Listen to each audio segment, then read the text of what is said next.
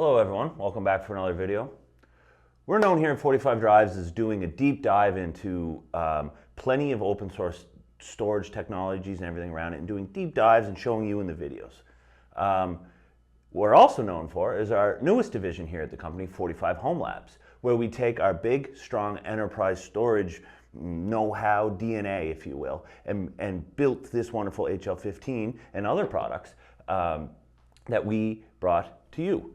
Now, what we're going to talk about in this video, we're going to take a bit of a simpler, higher level approach, and we're going back to the basics. How do we keep our data safe on here? And I'm not going to sit here and give you the math rundown of how RAID works and everything like that. That's no fun.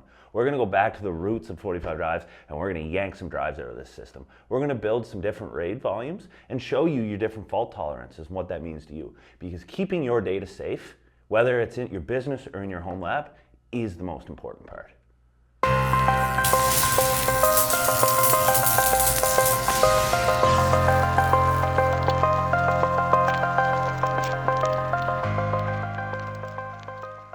All right, quick little fun disclaimer thing before we get started here. We're going to talk through different ways to keep your data safe with RAIDs, but the safest way to keep your data, no matter what kind of RAIDed protection you have, is a backup. Put it in the cloud, put it on another HL15, put it on someone else's HL15, just put it somewhere else. That's the best way to keep your data safe. RAID it, back it up somewhere else. All right, everyone, before we dive into the main event of the video and I start ripping some drives out, I can't wait, let's just do a quick setup of what we got here. We've got our HL15, we're full 15 drives, 16 terabyte drives in it, the stock full build loadout, bronze CPU, you can get this on the eStore. Right in front of me, the desktop that I'm accessing my storage server for is a preview of our new thin client product that's coming out. And what we'll be doing is we'll be building the RAID via Houston, running on this, accessing it through our thin client. That's what we'll jump on the screen cap for. And I'll be going back and forth of building RAIDs, looking at files, pulling drives out, and we're gonna have some fun. So let's get into it. Okay, let's start yanking some drives out of this system and see what this feels like. So first thing we're gonna do, we're gonna build a RAID Z2 pool. RAID Z2, for those who aren't aware, it's a RAID, a redundant array of inexpensive disks. The 2 means 2 parity, as in we can lose up to 2 disks and still access all our data. And the Z, well, that's ZFS. You gotta tuck that in somewhere. So let's create a storage pool. So let's name this thing storage. Call it whatever we want. RAID Z2, like I just said, and let's select all our drives. Next, pool settings, we'll just do defaults. Let's call this test then. Next, summary, and we'll make it. So now we'll wait a second as this pool creates.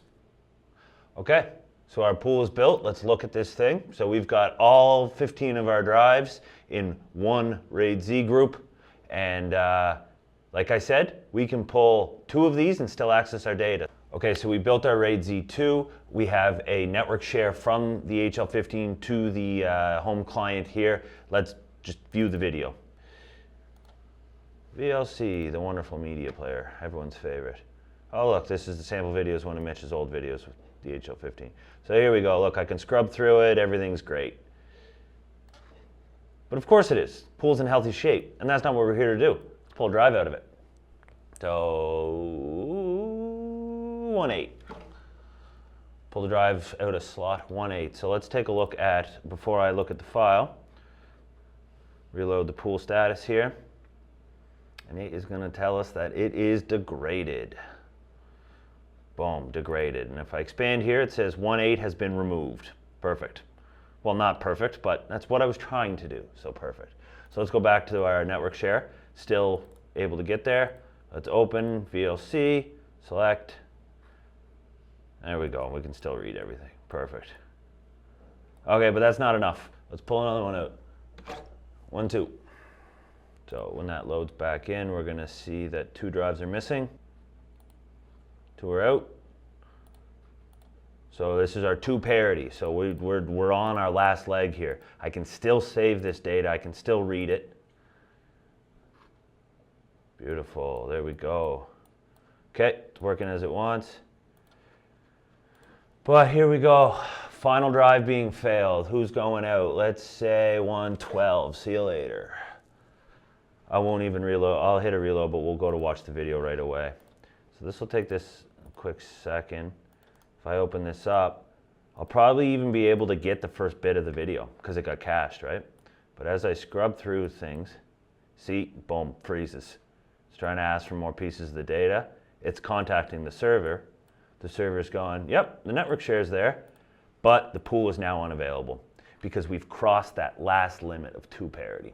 So RAID Z2, 2 parity, up to 3 disks out of your system before you can't get anything back. In our case, we're lucky we can pop the disks back in, unload and reload the pool, and everything will come back. So that's a quick look at how Z2 keeps your data safe.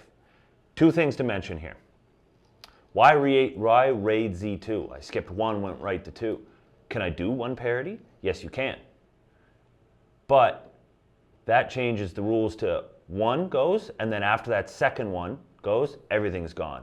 And in practice, with this much data, when you go to rebuild a RAID Z1, meaning that you replace the drive that failed, it has to read and work on every other disk and rebuild the data that was missing.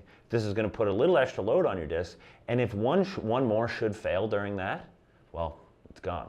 So that's why we do believe here at 45 Drives, 45 Home Labs that the minimum you should be doing with your RAID is a 2 parity.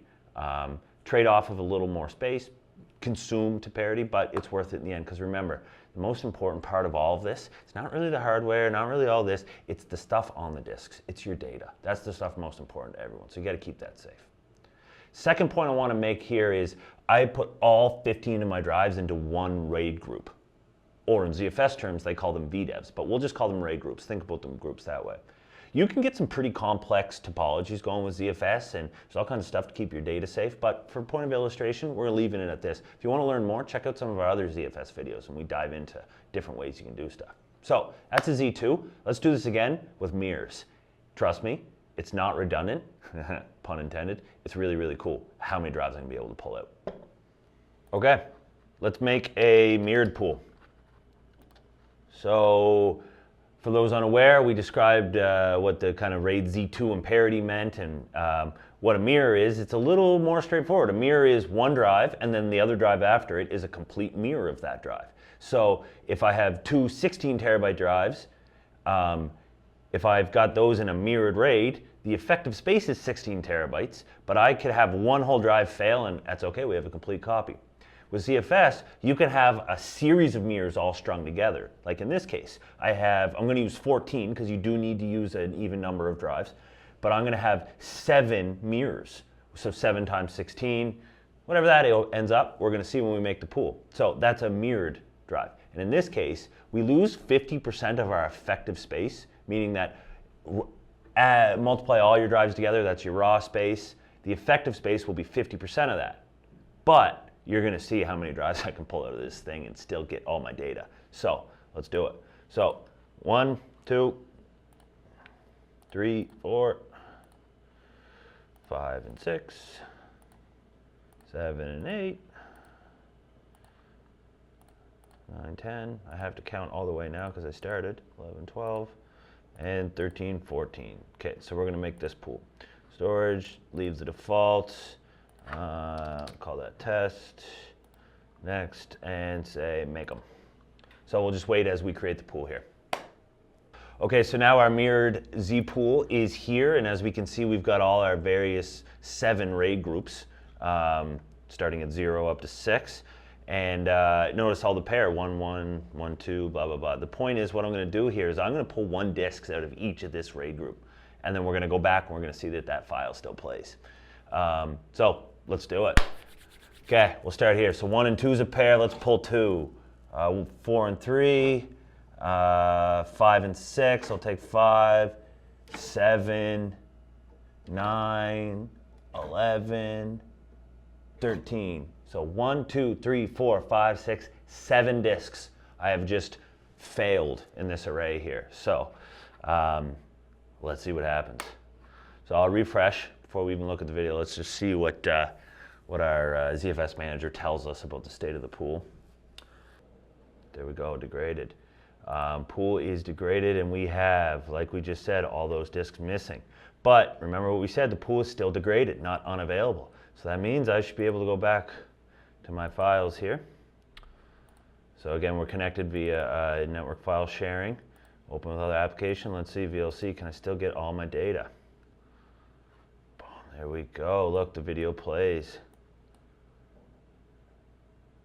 With that, 7 drives removed from the 14 drive Z pool here, and everything keeps going.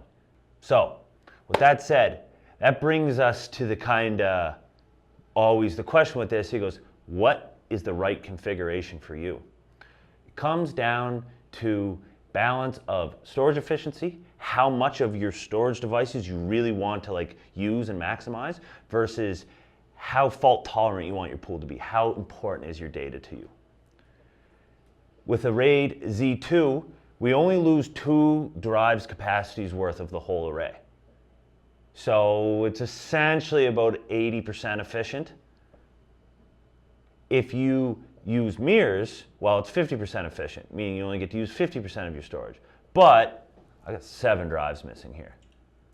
I do have to make the caveat that if I unfortunately pulled these 2 drives, both 1 and 2, that's gonna cause it to not be accessible as well too. So you do need the right combination of drives with mirrors. So that's cool. But if I was to make my personal choice, I like 2 parity. I get a good balance of safety and I get a lot of my space. And any 2 of the drives can fail. Where this, you do have to be a little more careful with your mirrors. So what's right for you? Well, how important is your data? How important is the money spent to get the storage capacity you need? If you've got any more questions, you can always hit us up. We'd love to answer them. And that brings us to the end of our demo. All right, so that's it for this video. It's been a while since I just got to rip drives out of a server on a video, so I was happy to do that. We have more in-depth videos on ZFS, on the different variations you can do. We've got a bunch of other videos of us ripping stuff out of servers and showing the redundancy, the resiliency of it. So hope you guys liked that. Chuck us a like, subscription, follow all the social media platforms. We'd love to hear from you, and we'll catch you next time.